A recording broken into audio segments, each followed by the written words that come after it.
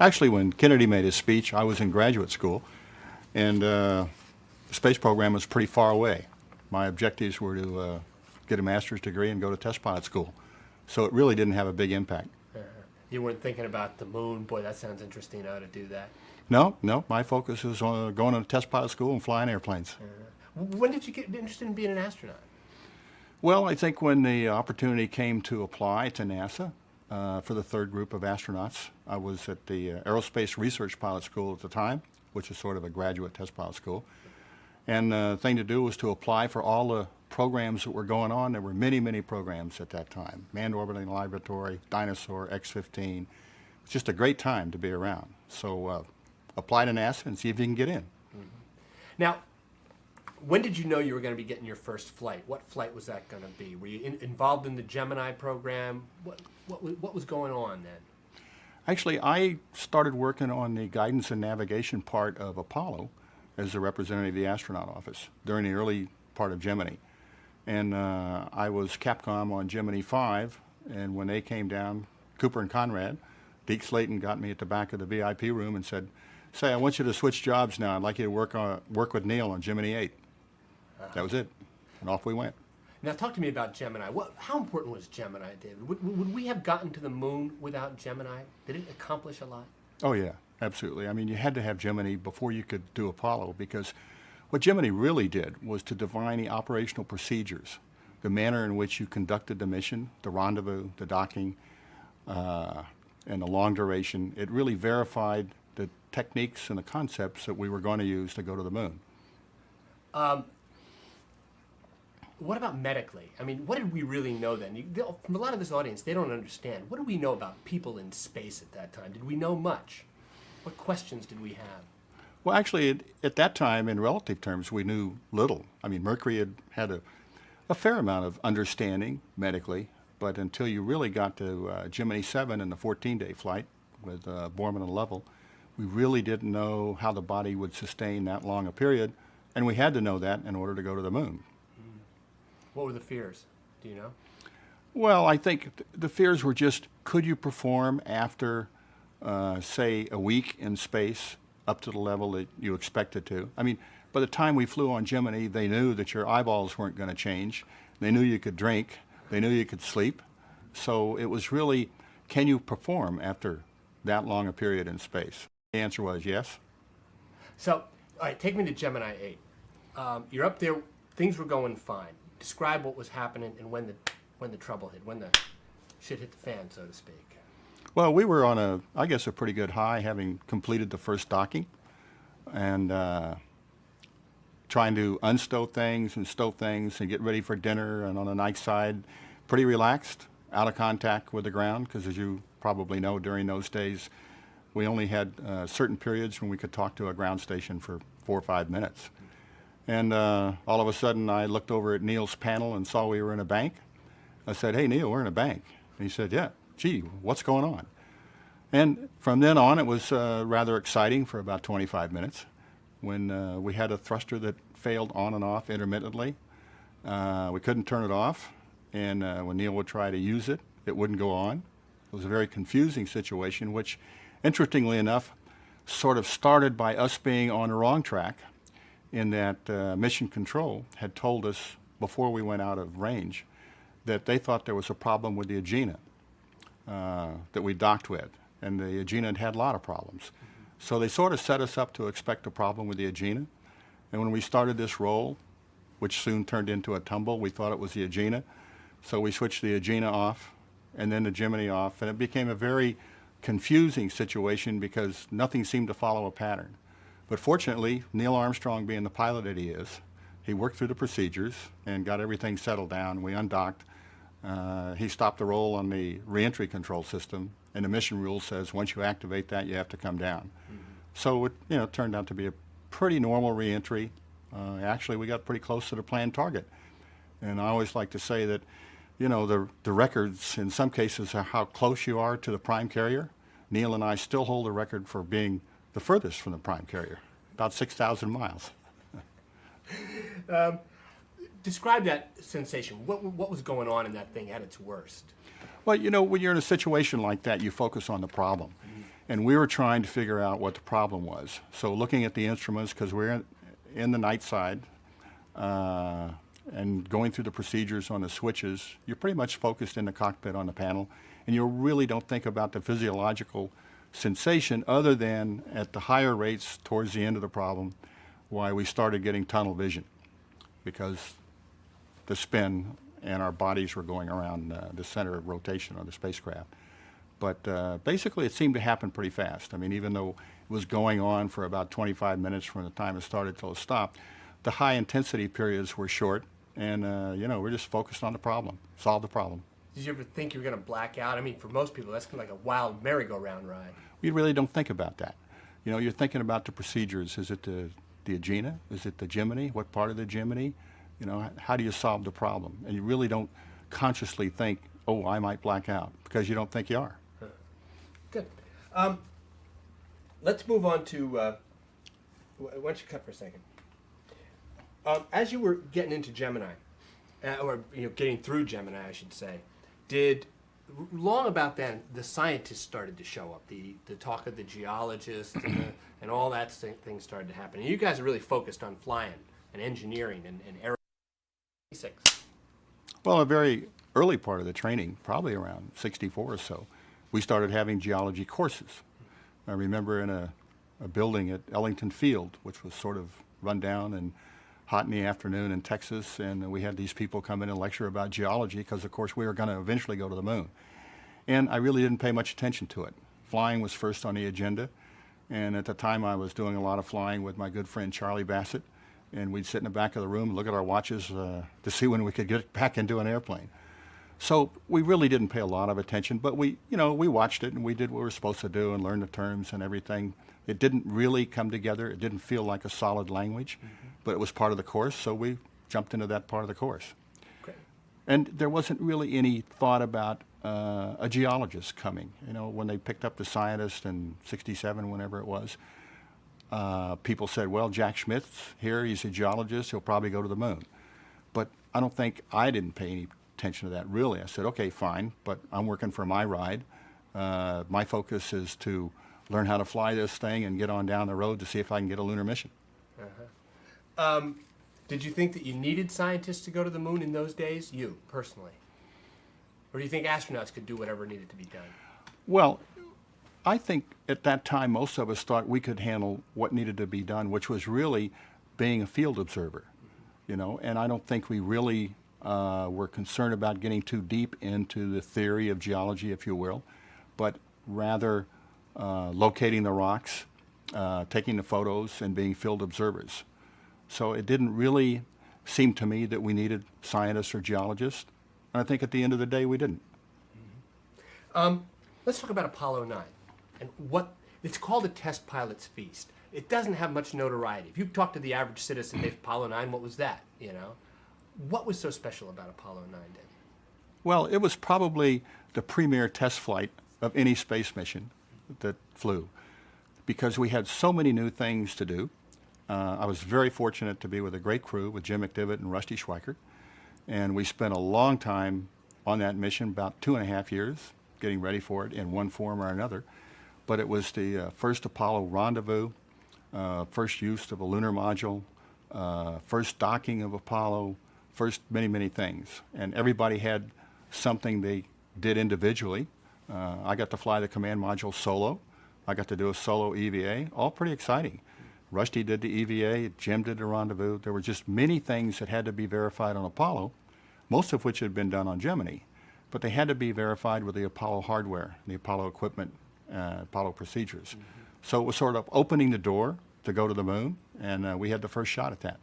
Did you feel at that time, well, if I'm doing Apollo 9, my chance of getting that first lunar landing is just about nil? Was that a concern of yours? No, I don't think there was any concern about who was going to be first, because we didn't think first was going to be quite as soon as it actually happened. As you probably know, the crews were selected in a sort of rotation, but nobody was assigned to the lunar mission until the rotation showed that we would get to the moon. In fact, on Apollo 9, had we not been successful, the next mission would have been Apollo 9 again, or the D mission. So when we started Apollo 9, we figured that if we got about half of it done, it'd be successful. But then the next flight behind us, the next crew behind us would have to finish it up, and who knows who would get to go to the moon. And I think it's just very fortuitous, or maybe because the system was so great, that the crews went in succession, and every mission, starting with Apollo 7, was almost 100% successful. Amazing. Now, was that the first time the LEM was used in the configuration Buzz Aldrin talked about, turning around, going backwards on Apollo 9? Was that what you were doing, flying in that configuration for the first time? Upside down. Upside down. Well, oh, I know. The story is, who's upside down? Well, the way you set up the relative position of the two spacecraft is such that when the LEM gets ready to leave the command module, the eyes of the people in the LEM are 180 degrees upside down from the eyes of the guy in the command module. And in space, when there's really no ground, and One. well, on the landing site selection, during the course of preparation from Apollo 15, we actually had 5 landing sites because they changed the sites depending on the results of prior missions. So as we went along, there was sort of bouncing from here to there. And finally, they decided that there were 2 prime candidates, Marius Hills and the Hadley Apennine. And we had been schooled in both of those. We'd had lectures. We were learning about why we would go there, what we would do there. And clearly in my mind, Hadley Apennine had the greatest variety, and it was also the most spectacular site. I mean, there's just grandeur in a place like that. And there's always something to be said about exploring places that are really, really beautiful. So when it came time for Rocco Petrone to make the final decision, because of the scheduling and the preparation that had to be made, at some point you have to decide where the crew is going to go, where we're going to land. And I was fortunate enough to be invited to Washington to sit in on this large discussion by all the geologists, and it was a sort of a debate between Marius Hills and Hadley Apennine, a very interesting and very solid debate. And it was difficult for the system, management, science, et cetera, to make this decision. And Rocco went around the room, as he normally does, at the end of the discussion and asked people for their opinions. And I was fortunate enough to have Rocco ask me my opinion. There was no question in my mind, because we had studied them both from a field observer's point of view. And Hadley seemed to offer a lot more in terms of what we could get and what the return would be. Just describe for me, describe for the audience, when you poke your head outside that LEM and you looked around after you landed, what's it like? What did you see? Well, it's just absolutely breathtaking. I mean, it's, as I think Joe Allen once said when he flew, endlessly fulfilling. There's so much to see, and when you've studied the area and you think you know what you're looking for, and there's much more, and it's so clear up there. Of course, there's no atmosphere, and it's just crystal clear, and everything stands out. And there's such a great variety of landforms at Hadley, the mountains and the rill and the rocks and the craters and et cetera, that you could spend a long time just looking. But of course, the job, there was a purpose of that, was to scout the area and see if we could drive the rover. There was some question as to whether or not there would be boulders that would preclude us from driving the rover. So one reason for taking a scouting expedition through the top hatch, of course, was to see if the rover would be trafficable up there. It just must be spectacular. I mean, it can't be like anything you see on Earth. Nope. Well, if you like the mountains, if you like to ski, if you can get to the top of the mountain on a crystal clear blue day, you can sort of appreciate something like that. Describe the Genesis rock. Describe the anorthosite and the find. Was this, take me to that moment where you came upon this rock that was unlike, what would change history? Well, again, because the Hadley Apennine was located on the rim of the largest crater on the moon, and craters excavate very deep when they're made. So the theory was that the penetration that made the Imbrium crater may have excavated some of the original lunar crust when the moon was formed. That was thought to be a crystalline substance, plagioclase, called anorthosite. So if that had been excavated, we might find some at the rim of the Imbrium crater, and that's where we landed at Hadley. So having that knowledge and knowing that this would help understand when the moon was formed and how the moon was formed, it was one of many rocks we were looking for. But we were very fortunate. And again, we were schooled by the best, and we knew what to look for because there are certain unique characteristics of anorthosite. When we found it, I think Jim Irwin and I both said, there it is. That's it. But it wasn't a lonely rock in terms of its significance. Many other rocks were just as significant. In fact, there's one even older, a black and white rock, which was equally impressive when you picked it up on the moon. And we found a green rock, just a pure green rock, which we didn't even know how to describe. So there were a lot of surprises up there. And that's what makes geology fun. That's what makes science fun, because things you don't expect to happen, happen. You get surprises all the time, and it gets pretty exciting. How was your communication? Who were you communicating with geologically when you were up there on the ground? Well, we're always talking to the Capcom, who was Joe Allen. Joe being a physicist, a scientist, and he was really into geology too. In fact, he was a neighbor, and Joe was our direct link to the rest of the total system. And of course, in the back room, you had all our geologists who communicated with Joe, and it was very effective. In fact, during our pre-launch training on field trips, we simulated the entire geology expedition in terms of having a Capcom, Joe Allen, sit on the other side of a mountain when we were doing our training with a back room, so that we'd be proficient enough to communicate quickly and effectively. So it must have made you feel good, though, when you found that piece of anorthosite. What did it mean to you when you found it? Not just personally, but to the geology that you were after. What did it mean? Well, it was one of many samples we found that were significant. And of course, at the time, there's very little time to do what you want to do. And we were in an area called Spur Crater that was just, to us, an absolute gold mine of different varieties of rock. Talk about a suite. There were many different types of rock there, and we only could spend, I forget, the very short amount of time. So the anorthosite was a find that was exciting. Put it in a bag and get on with other things, because you may, as Joe Allen said, you may find diamonds in the next crater. So there was just so much there, and we were moving so quickly that actually the collection of the anorthosite was one of many rocks that we felt were quite significant. How about when you got back on the Earth later on then, David, when you looked at it in the lab, was there anything significant? And the geologists were so excited about it, like, oh, that's it, the Genesis rock. Well, I think, the Genesis rock came from the media.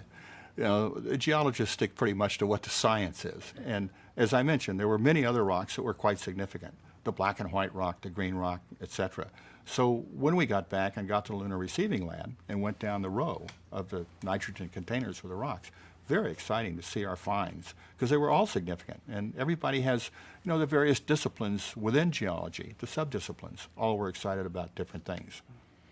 One of the things that everybody's so excited about all the time when we talk about lunar landings and stuff is they see that rover and they go, oh, that is so cool, especially the guys. That would be so cool.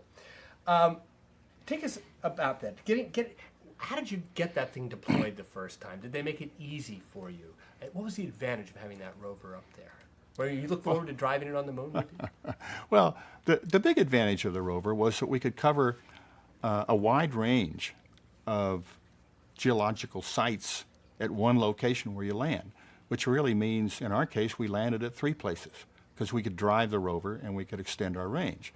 But, of course, always on a first mission, you never know whether it's going to work or not. So we actually spent a great deal of time planning walking traverses, because the rover might not unfold, it might not start, whatever. First mission's always susceptible, right? And I guess the greatest thrill was to get it out, turn it on, and it actually worked.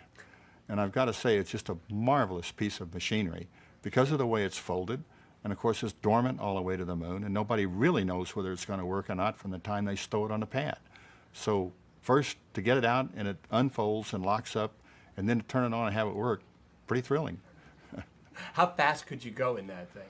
Oh, I think we're probably going about 13, 14 kilometers an hour, not very fast. But you don't measure fast on the moon the way you do on the Earth, because the surface is so irregular and so undulating with craters that speed, you can't really think about 13 or 14 kilometers an hour in Earth terms. We're going very fast on the moon because it's very irregular and very bumpy. What's it like to work on the moon? I asked Cernan this question, and he had an interesting answer. I might ask you too. Working on the moon, was it tough? Was it good? What was it like? Well, I guess my feeling working on the moon was doing the geology I'd been trained to do, and once you get out and get settled down in your suit, backpack and everything, don't even know you have them on. They restrict you some in your mobility. Every once in a while you have to make a check, but again, a marvelous piece of equipment, if you will. We never had any real problems, and you just forget about the fact that you got all this stuff on. You just get on with the geology. And working on the moon was practically playing on the moon for us. What's it like to be in 1/6 G? Well, it gives you the comfort of being able to move about without the weight that you have on the Earth, but at the same time, it's very different from 0G because you have an up and a down. So it's sort of a cross between the best of two worlds, being very light and having an up and down, and which gives you a normal acclimation in your body balance and that sort of stuff. But because you don't weigh much, you can, as you've seen, everybody sees on the film, you sort of hip hop along, move quickly, but it's a very comfortable environment. Now, how far did you actually travel out with the lunar rover? I'm not sure I got that.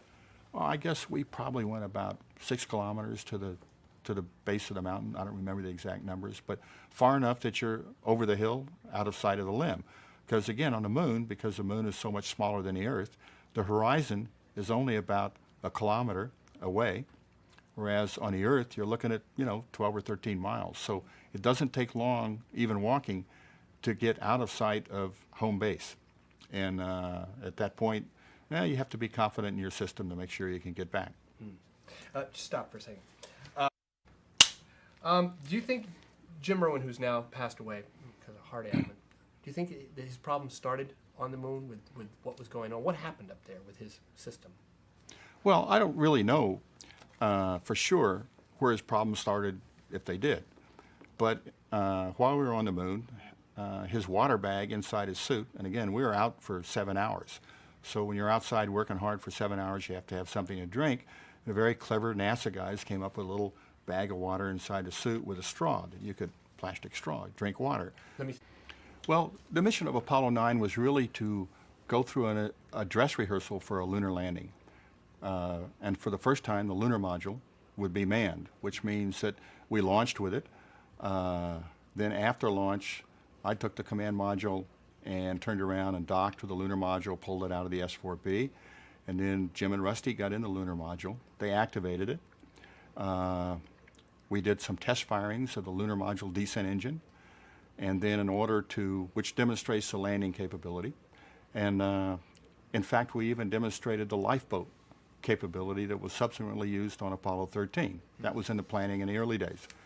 And then the LIM separated from the command module, went out to about 100 miles or so, and performed a simulated lunar rendezvous so that we could demonstrate the capability of the LIM's engines and its separation from the ascent and descent stage, its rendezvous radar, and the various equipment to prove that the LIM could perform a rendezvous adequately, get back to the command module. Then the LIM docked with the command module, which was the only time that was ever done because it's so difficult for somebody to look up through a top window and fly, and there were some sunlight problems. So after Apollo 9, the recommendation we had was let the guy in the command module do the docking, which everybody did subsequently. So we learned a lot of things on that. And it was basically a rehearsal for a lunar mission.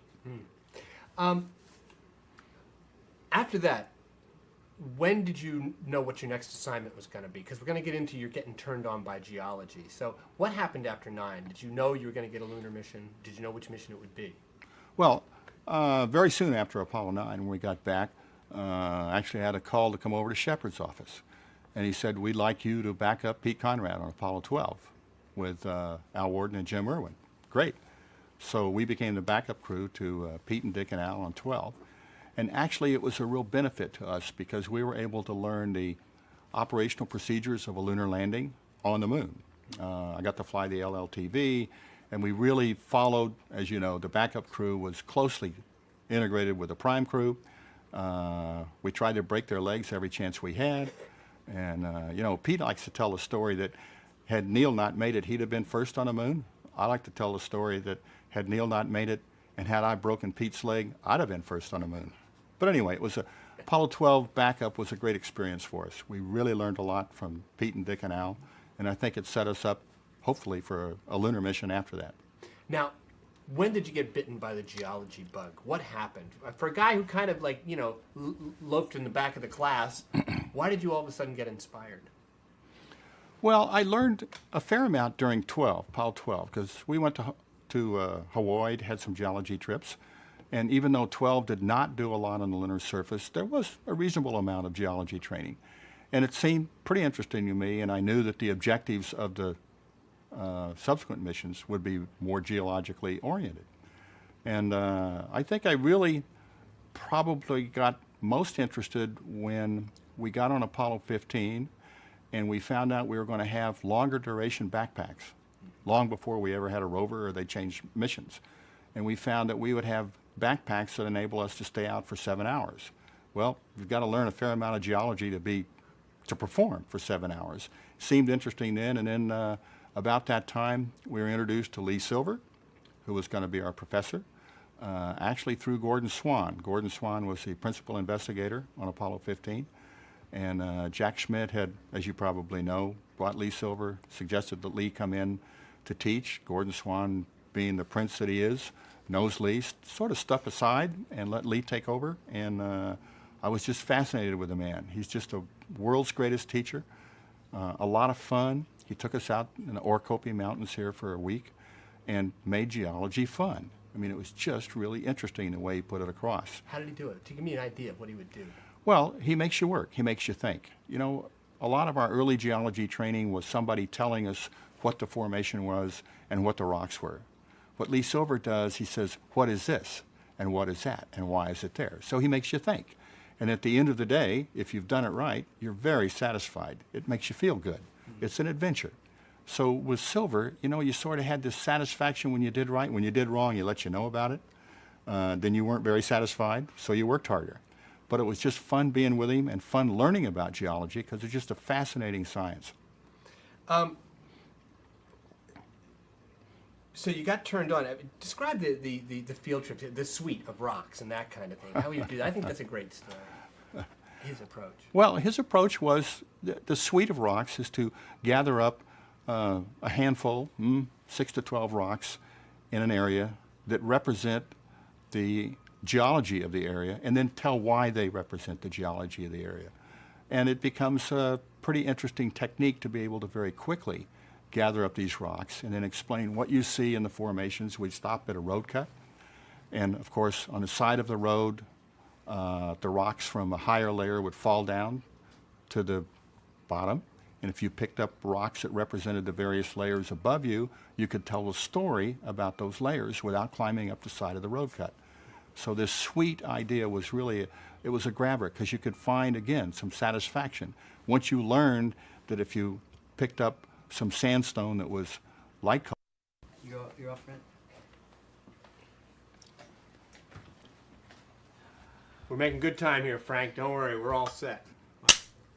Well, the transition from Apollo 9 was really one of not of acquiring a new discipline, learning something new. We had learned on Apollo 9 and backup Apollo 12 how to fly the mission. So now it was an opportunity to learn how to apply ourselves on the mission geologically. And with Lee Silver as a teacher, it was very satisfying, very challenging. In fact, you know, there's quite a difference between doing field geology on the moon and doing field geology on the Earth. Because on the moon, you don't have the time you do on the Earth. And on the moon, you only get to go once. You never get to go back. So we had to learn techniques. In fact, Lee had to learn how to teach us these techniques so that when we got to the moon, we could be effective observers and we could utilize the time properly. And we spent a lot of time studying the moon, learning about our landing site, so that again, we could be effective in the very short time available. So it became a challenge. You know, it became a fun challenge with a bunch of great people. And you take Lee Silver and Gordon Swan and all the geologists at Flagstaff and all over the world really supported us. Field trips were just a vacation for us. It was holiday. Out of the simulators, you know, into the field, and it was just great sport. Now, what about as you were watching 14 and what was going on with Shepard and Mitchell up there? You were getting frustrated in the back room. I mean, as you watched these guys, they were getting confused and lost. I mean, did you have a reaction to the way that mission got planned and what was going on 14? Well, not really. I think 14 did the job they set out to do. It was not heavy in geology, but on the other hand, they did what they had to do, and they had a real challenging situation. I mean, as you've probably heard from others, it's very difficult in the moon to determine how far something is away or how large it is. There's no way to scale it. So on 14, the challenge trying to get to Cone Crater was very frustrating for everybody, especially, of course, Al and Ed Mitchell. But I think they did a great job considering the situation, pulling the med along and those sorts of things. I thought 14 was a real successful mission. Did you make up your mind, hey, on my mission we're going to do something different because of lessons learned on 14, planning the mission, anything like that? Well, you always hopefully learn lessons.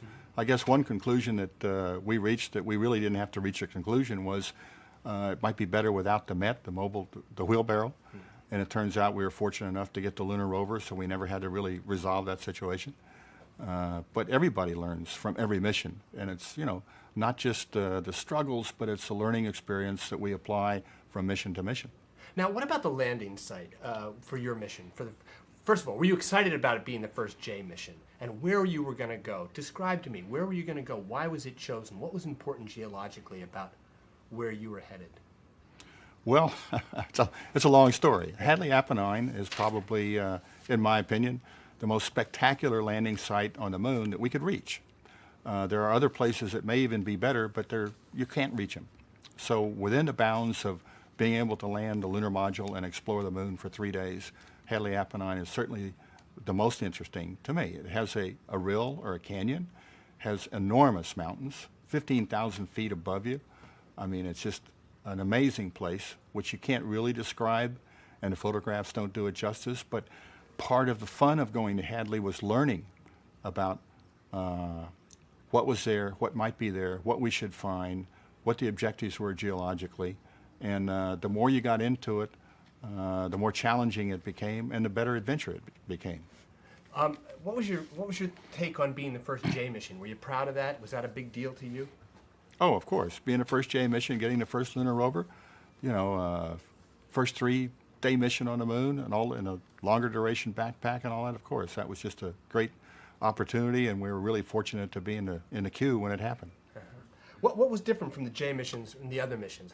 What separated the J missions from the other missions? Well, you know, on the J missions, NASA actually stretched the rubber band about as far as you can go. They extended the capability of the lunar module. The propulsion system was better. The guidance was better. They added the lunar rover. We had longer duration backpacks, more consumables, more everything. So it was stretching out to the edge of the capability of the entire system. In fact, I think the J missions were a very bold decision by the managers at that time. And of course, you know, we get to fly them, so we were really enthusiastic. Did Jim Irwin's heart problems start on the moon? Well, I don't know where they started, but during our lunar expedition, if you will, why Jim's water bag inside his suit, there was a kink in the line, so he couldn't get any water while we were outside. And even though the suits are comfortable and the temperature's fine, it's still very hard work moving these suits around, doing the work you have to do with the ALSAP and drills and things like that. So Jim got dehydrated on the moon. Fortunately, we got back in the limb each day. He could sort of recoup, get his water level back, and I didn't really pay much attention to it, neither did he. In fact, nobody knew that there had been these anomalies until we got back on the Earth, because nothing was really said while we're there. So I think it's still undetermined as to whether or not Jim's experience on the moon contributed to his heart failure. And in fact, I haven't been able to get anything from NASA that's definitive.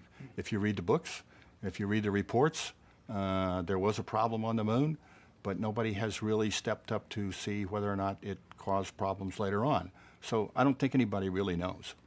Do you think that, are you proud of what the J missions accomplished? That's one question. But the second question is, did we accomplish enough? Did we leave too soon, David? Well, I think the J missions were marvelous missions. And I think, again, the boldness of NASA management to press on and conduct the J missions, I think is remarkable when you look back and see what goes on today. It was a bold stroke, and we took it to the edge. As I mentioned, we stretched the rubber band as far as it could go, and I guess in my opinion, that was as far as we probably should have stretched it then. And the reason is, at some point, you have to stop, fall back, and regroup, and take the next long step. Because we'd stretched the Apollo system as far as it could go. And we could have run more missions, but in historical perspective, gosh, it's only been, 30 years. That isn't long. When you look at the major explorations in history, there are hundreds and 200 years between the major events. So we're regrouping now. We're learning about what we learned on the moon. We're learning about how we live in space and how we might hopefully go on to Mars, or better yet, go back to the moon. So in my opinion, I think the program went just about to where it should have gone. It was 100% successful. Everybody did a great job. Everybody got home. It was time to take the next step. Interesting. Yeah, okay. Just cut. Anything else? I think that pretty much got it. David, should we go back to the moon? Absolutely. I think the next step, the major next step, will be to Mars. But I don't think we're going to go to Mars till we go back to the moon, because the moon is such a wonderful place to learn how to explore in space, to learn planetary field geology, if you will, and also to test people to see how well they can perform in a hostile environment. It's a hostile environment. So I think we'll go back to the moon, hopefully soon, and that will be the stepping stone to hopefully go on to Mars. Soon, I don't know, 50 years, 100 years, 200 years, whatever will bring something together to make it happen like the Apollo program. All the events, all the unique events that happen, the people involved, everybody from Kennedy to Korolev to von Braun, all these things came together at the right time, and we were able to go to the moon. Hopefully, all these things, such things, will come together again in the not-too-distant future, and we'll get on back. I just remembered I wanted to ask you about Gene Shoemaker. What were your thoughts about Gene Shoemaker? He figures into this in a big way. Well, Gene Shoemaker was early on the principal investigator for Apollo 11, and he was a great geologist. In fact, I remember being in the field early on with him, and his explanation of cratering, which was pretty much against the grain at the time. He was sort of a lonely voice, but he was right down along. But actually, Gene left before anything really took place geologically from an astronaut's point of view. And I think he triggered NASA's thinking by virtue of the fact that he resigned because NASA wasn't listening to him, in that he said that the astronauts on the moon should be like experiments. They should be tools. They should be taught to go out and explore like geologists rather than just pick up rocks. So when Gene left, I think it stimulated NASA's interest in doing something different.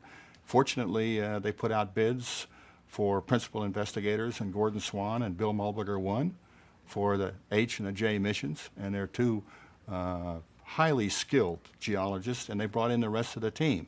So I think Shoemaker really just was a catalyst. But in terms of the actual geology that took place, on the J missions in particular, because we had so much more time, it was pretty much after Gene had left. But at the end of the day, he was still around, even working on Clementine. I mean, he was a lunar geologist through and through, a geologist everywhere, and did a great job. Just a great guy, and it's too bad we lost him. Okay, terrific. Cut. That's got it.